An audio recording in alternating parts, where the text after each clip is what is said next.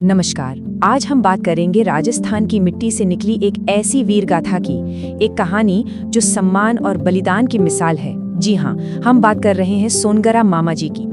लेकिन ये सवाल तो मन में आता ही है कि आखिर ये मामा जी हैं कौन? क्यों राजस्थान के गांव-गांव में लोग इतनी श्रद्धा से इनका नाम लेते हैं? और इस नाम के पीछे की असली कहानी है क्या? आप जब इन गांव में जाएंगे ना, तो देखेंगे जगह जगह इनके पूजा स्थल बने हैं। और एक खास बात, वहाँ मिट्टी के घोड़े चढ़ाए जाते हैं।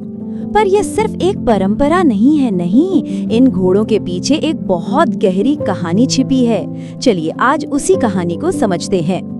तो चलिए सबसे पहले ये समझते हैं कि आखिर मामा जी को एक लोक देवता का दर्जा क्यों और कैसे मिला। मामा जी असल में कोई एक नाम नहीं, बल्कि एक उपाधि है, एक सम्मान है। ये उन वीर पूर्वजों को दिया जाता है जिन्हें लोग अपने गांव का रक्षक मानते हैं, देवता की तरह पूजते हैं। और वो जो मिट्टी के घोड़े हैं ना, वो प्रतीक हैं उन घुड़सवार वीरों के, उन कैवलरी हीरोज के, जिन्होंने अपनी जमीन के लिए लड़ते लड़ते अपनी जान दे दी। तो इस परंपरा की जड़ें कहाँ हैं? इसके लिए हमें समय में बहुत पीछे जाना होगा। चलिए मिलते हैं इस परंपरा के सबसे पहले नायक से, मामा चौहान से। ये बात है 8वीं सदी की। जरा सोचिए, वो दौर जब भारत पर विदेशी हमलों का खतरा मंडरा रहा था। मोहम्मद बिन कासिम और जुनैद जैसे हमलावरों की नजरें थीं भीनमाल पर। और भीनमाल कोई छोटा मोटा शहर नहीं था, वो उस वक्त राजपुताना का एक बहुत ही अमीर, एक बहुत बड़ा कल्चरल और इकोनॉमिक सेंटर हुआ करता था। तो हुआ ये कि जब अरब हमलावरों ने भीनमाल पर चढ़ाई कर दी, तो वहाँ के जो चावड़ा शासक थे, उन्होंने मदद की गुहार लगाई। किससे? सांभर के चौहान वंश के एक बहुत ही महान योद्धा मामा चौहान से। और मामा चौहान आए, अपनी सेना के साथ आए, और क्या जबरदस्त लड़े। इतनी बहादुरी से लड़े कि दुश्मन की सेना को उल्टे पांव लौटना पड़ा। हाँ, इस लड़ाई में वो वीरगति को प्राप्त हुए, लेकिन उनका ये बलिदान हजारों जानें बचा गया। और यहीं से उन्हें सबसे पहले मामा जी के रूप में पूजा जाने लगा। तो ये थे इस परंपरा के पहले हीरो। लेकिन कहानी यहाँ खत्म नहीं होती। इसके सदियों बाद एक और गाथा लिखी गई, एक ऐसी कहानी जिसने सोनगरा मामा जी की इस लेजेंड को हमेशा हमेशा के लिए अमर कर दिया। अब हम आते हैं उस कहानी पर जो जालौर के इतिहास में सुनहरे अक्षरों में लिखी गई है। जी, ये कहानी है वीर विरमदेव सोनगरा की। अब हम आ गए हैं 14वीं सदी में। यहाँ दो बहुत बड़ी ताकतों का आमना सामना होने वाला था। एक तरफ था दिल्ली का सुल्तान अलाउद्दीन खिलजी, जिसकी बस एक ही जिद थी, पूरे राजपूताना को झुकाना। और दूसरी तरफ थे जालौर के शान शासक कानड़देव सोनगरा, जो अपने स्वाभिमान और अपने राज्य के लिए कुछ भी कर गुजरने को तैयार थे। ये जो राजनीतिक टकराव था ना, ये अचानक से बहुत पर्सनल हो गया। कैसे? जब कान्हड़देव के बेटे राजकुमार विरमदेव दिल्ली दरबार पहुंचे। वहां सुल्तान खिलजी की बेटी फिरोजा उन्हें देखते ही उन पर फिदा हो गई और उनसे शादी करने की जिद पर अड़ गई। अब विरमदेव ने थोड़ी होशियारी दिखाई, किले को और मजबूत करने के लिए थोड़ा वक्त मांगा, और फिर सुल्तान को एक ऐसा जवाब भेजा जिसने जंग का ऐलान कर दिया। और विरमदेव का वो जवाब आज भी इतिहास में गूंजता है। उन्होंने कहा, मामो लाजे भाटिया कुल लाजे चौहान, जे में पढ़नू तुरकनी तो पश्चिम उगे भाण। मतलब साफ था, अगर मैं एक तुर्क से शादी करूं तो मेरा ननिहाल और मेरा खुद का चौहान कुल दोनों शर्मसार हो जाएंगे। और ऐसा तो तभी हो सकता है जब सूरज पश्चिम से उगने लगे।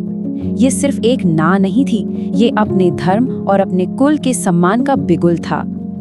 बस ये जवाब सुनकर खिलजी आग बबूला हो गया।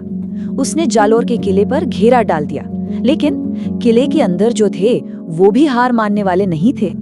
और जालौर के वीरों का हौसला कैसा था, वो इस एक लाइन से पता चलता है, आभा फटे धरा उल्टे जब छोटे जालौर। सोचिए क्या जज्बा रहा होगा कि आसमान फट जाए, धरती उलट जाए, पर जालौर नहीं छूटेगा।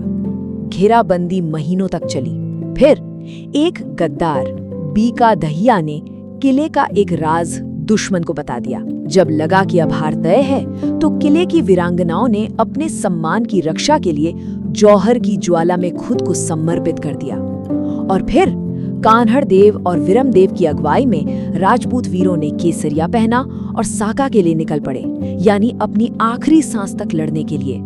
कहते हैं विरम देव ऐसी वीरता से लड़े कि सिर कटने के बाद भी उनका धड़ लड़ता रहा। ये है वो शौर्य।